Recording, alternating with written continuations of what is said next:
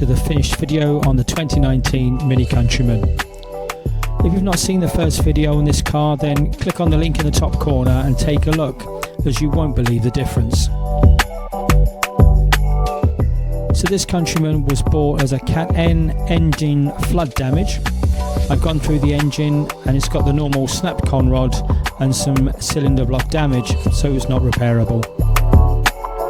I've replaced the engine with another 2019 model, but the new engine has only covered 25,000 miles.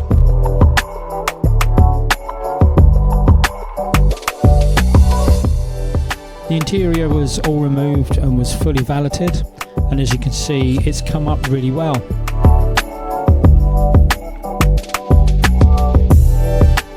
The car does have all the normal features like cruise control, speed limit, climate control, sat-nav, heated front seats, electric windows, electric mirrors, and it also has 2 USB-C ports for the rear passengers to use.